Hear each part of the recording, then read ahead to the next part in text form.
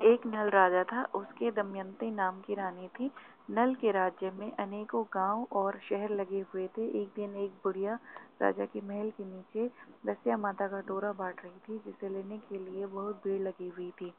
रानी ने भीड़ देखकर दासी से कहा कि यह किस बात की इतनी भीड़ हो रही है। दासी ने पता लगाकर रानी को बताया कि एक बुढ़िया कच्चे 10 सूत का 16 गांठ का 10 गांठ का हल्दी से रंगा हुआ दस्या माता का डोरा बांट रही है। इसकी जो पूजा करके 10 जौ के दाने हाथ में लेकर दस्या माता की कहानी सुनकर अपने गले में पहनता है, उसकी धन दौलत खूब बढ़ती है। यह सुनकर रानी ने भी उस बुढ़िया से दस्या माता का डोरा मांग लिया और पूजा करके तथा कहानी सुनकर अपने गले में पहन लिया।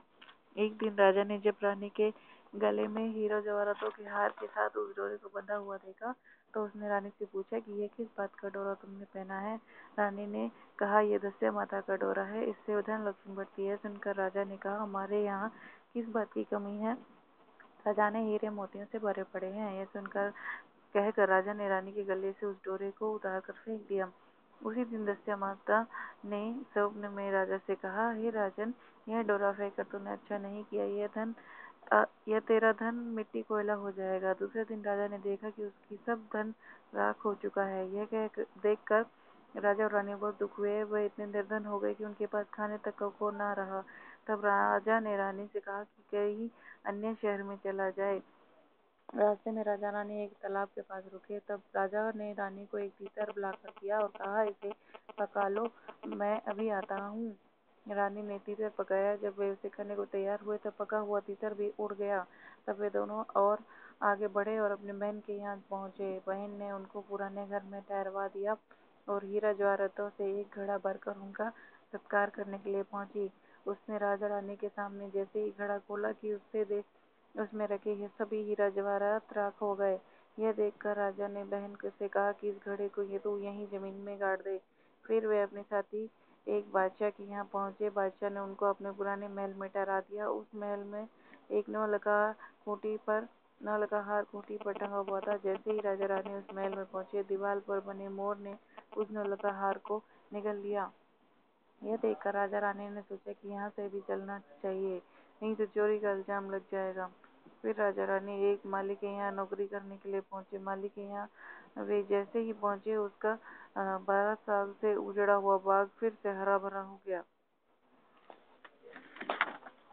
यह देखकर माली ने उनसे कहा कि तुम दोनों मेरे यहाँ काम करो।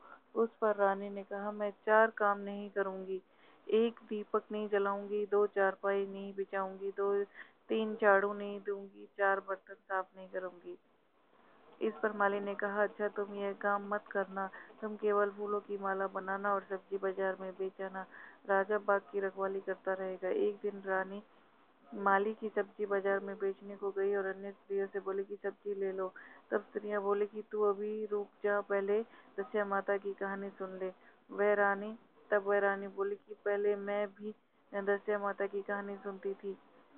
एक दिन राजा ने दस्या माता का डोरा फेंक दिया। तभी से दस्या माता हमसे नाराज है। नाराज हुए 12 वर्ष हो गए हैं। अगर दस्या माता हमारे भी आवे तो मैं आपकी दस्या माता का डोरा ले लूंगी। उसी रात सब दस्या माता ने राजा को स्वप्न दिया कि रानी कल मेरा डोरा ले लेवे तो मैं फिर तेरे यहाँ आऊंगी और तू पुनः धनवान हो जाएगा।